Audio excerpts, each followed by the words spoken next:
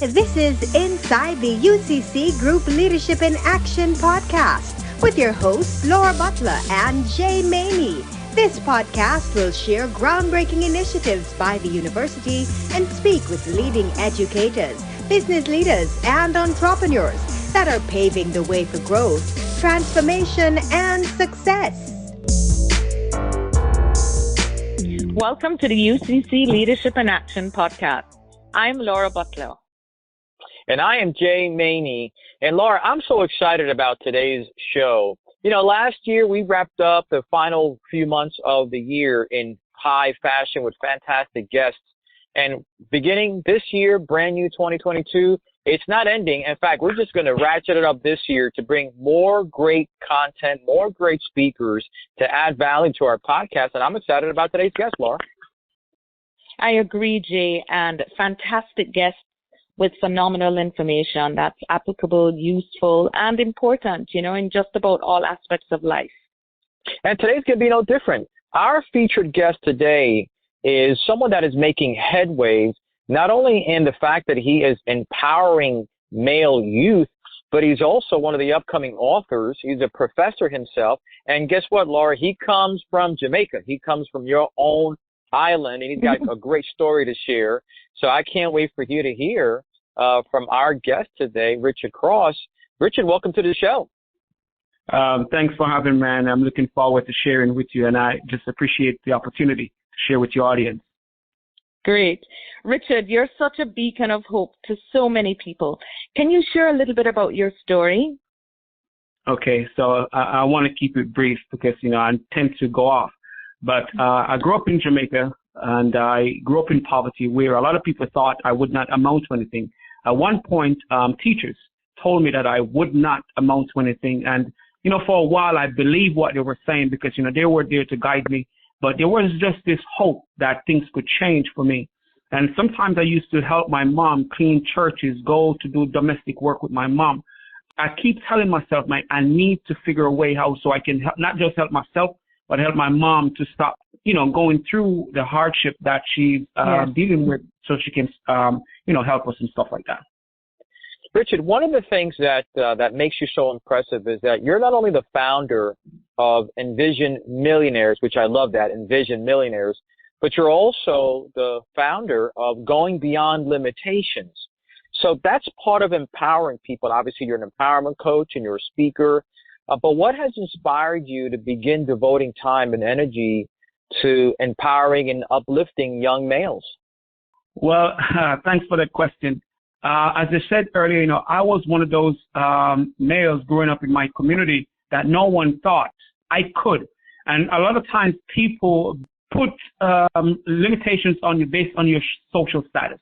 And that was it for me. They see me as someone who is coming from a poor background, so they limit me. But the moment I found out that I had potential, I say, you know what, there are a lot more males out there who may have been told that they couldn't or they can't do certain things based on their social status.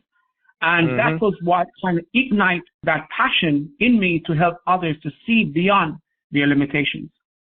So ultimately then, what is it that you want young men to know about life and success? Because you're also a professor. So you are always sort of in the front lines of being able to address concerns, address issues to young minds. So what is it that you preach and teach and you want young men to know about life and success? Well, you know, and I appreciate that question. I teach sociology, so I deal with the social aspects of life. So I let the students know, especially, you know, and I don't really emphasize black males in the classroom, but I let the students know that they cannot allow the social construction to determine who we become. There are a lot of stigmas out there when it comes on to us, but we cannot let what they have said about us limit us to what we are capable of. And I always share other successful people, you know, especially those who are coming from a poor background or a humble beginning, to let them see themselves through others. Richard, I'm so happy to hear you share this because there are so many people around the world, not just Jamaica, but young men and young people in general that have this stigma attached, and sometimes they take it on, they believe it, and it cripples their progress. And it's so important for people to hear that you can overcome these obstacles and you can make good of your situation and become pretty much anything you want to. I mean, you're a professor and author of so many books. You're impacting so many lives. And coming from, an island, a country, Jamaica, to here now in the United States and doing such a great job is so empowering. And I'm so happy to have you on our show to share this. Richard, in your opinion and based on your observations, what core changes need to begin in order for the true change to occur? Well, from my standpoint, I believe that more role models need to be here to let them see themselves through, those who already made it. Because it's easier to become what you see. That's what I believe.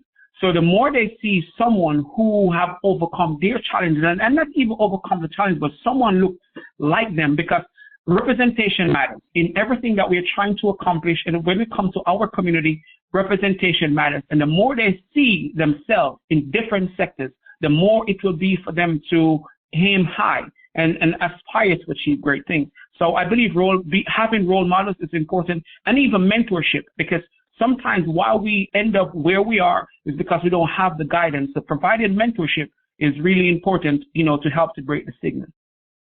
That is so true, Richard. I mean, and you hit the nail on the head. Having positive and effective role models, especially men, and especially for young men. Because as you know, at the university and college level, certainly in Jamaica anyway, the university may start with, having a lot of men visible, and then closer to the end, you have a significant decrease in terms of numbers. Like our young men are just dropping out for whatever reason, whatever their circumstances are. But I know for a fact. And it's not only in Jamaica, it's like everywhere, because, even here, I've seen these young men, they start their journey and they quit. And sometimes that's it. They need someone to help them to see beyond what they already program in their mind, that limiting belief, that low self-confidence and stuff like that. So having someone to mentor them, encourage them, can help them pass that threshold. And once they pass it and start to realize their potential, then they just start to thrive. And I believe in this, Richard. My brother has a soccer academy, Phoenix All-Stars Football Academy. And so many of our nephews are coming from struggling backgrounds, poverty. And one in particular, Leon Bailey, he has overcome all those challenges and one of the most sought after young professional soccer players in the world, playing with Aston Villa today. And I'm so proud of him. But I can relate to that because as a family who is very involved and, in terms of improving people's lives and seeing the challenges and knowing how real they are, it's so empowering to hear you share not just what you've been through, but what you're doing now and the impact you're having on lives, being such a positive role model. It's the best option. I tell people every day, living our life of service, especially when you overcome your own challenges, it's the best way to live, because when you can see hope in someone else's eyes, that gives you hope too, to continue to make an impact. Very true. Richard, I don't know how you're able to publish 8 books during the height of the pandemic in 2020. Can you tell me how you did that? That is phenomenal. How did you do that? Well, it's discipline. I just made up my mind that I was going to do it. I haven't done it before. I have only published 1 book a year before. Well, I had 5 books prior to, but I've never done it. I just decided I was going to do it, and I just disciplined myself. So I've been writing, and I believe if I state it and I make it public, and so I had, other people outside, holding me accountable. They didn't know that they were holding me accountable, but, that was the discipline and just the desire to help others to see that they can do more than they think. That was very strategic, very smart, getting the public to hold you accountable. So many people struggle to even write a book. I mean, I believe there is a story in each and every one of us, but actually putting pen to paper and seeing it to completion is really where the challenge is. So you being able to publish 8 books is significant. And I'm sure your journey is in there, and what you now lecture in and your experience and what you do is going to be captured in those books. Yes, most of it. I try to. Because, whatever experience I have, I try to, not just discipline, but, leadership, which I tell people that they don't need to be in a position to be a leader. They can lead from where they are because they can help to bring out the best in others. Yeah, there's a quote that says, true leadership doesn't come through a title or position, it comes through respect. That's right. So, Richard, would you say that the central focus of your books is on leadership? And if not, what else do you focus as a theme for all of your books? Well, the central focus is not leadership. It's more empowerment. It's more to help my readers to go beyond where they are, whichever sector they are in. Because even when I write about discipline, because without discipline, you will not be able to accomplish any goals you have. It doesn't matter how much you want to, if you're not able to discipline yourself. And that was one of the reasons why I decided I was going to write the book Discipline, because a lot of people were saying, how do you, it wasn't really about the books at first, because I exercise 7 days a week. I've been doing 7 days a week since 2015. I haven't taken a break from working out. So people be asking, how do you stay disciplined? It's a mindset, of course, but you have to want it. And once you decide that you're going to do it, you'll find the motivation to do it. But the books are basically about empowering or empowerment. Good. And I keep hearing discipline coming out and having a positive mindset and putting a support system in place, having people hold you accountable, and really knowing how you are, if you're self-motivated or if you really need additional support to complete, the tasks ahead. I think that is so important, and so much more. And our experiences also, and having a mentor, you did mention that, having positive mentors who have been there, who you can relate to, is a huge help as well. Oh, yes. You need to find people that you can look up to. So you can be motivated, because you have to want to strive to something or aim for something greater than where you are. So, find those people who are already blazing the trail and, learn from them, as so you can actually activate what's in you to share with the world. Richard, you're a great example of this. You're the founder of both Envision Millionaires and Going Beyond Limitations. What are the founding principles of both of them? The founding principles, my thing was to break preconceived barriers.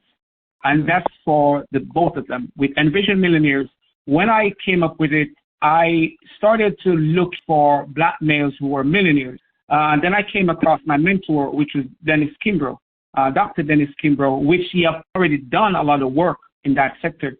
I haven't seen a lot of black males who were millionaires, so that was what drive me to start looking in that space to create a platform to help empower other males to look beyond their situation, know that they can become wealthy, and that they don't have to do it as an athlete. When with Going Beyond Limitations, it was just me growing up and realized that I used to hold myself to just this limiting belief, and I decided that for Going Beyond Limitation is to identify your uniqueness and make sure you take action on what you decide that you're going to do, and make sure whatever you're saying to yourself is positive, because a lot of times we are the people who talk ourselves out of what we want to do. And Richard, what plans do you have to stay connected with Jamaica and perhaps getting some of these books into the right hands? Man, I love that question. It has been like a burning desire for me to get something going in Jamaica. I've reached out several times.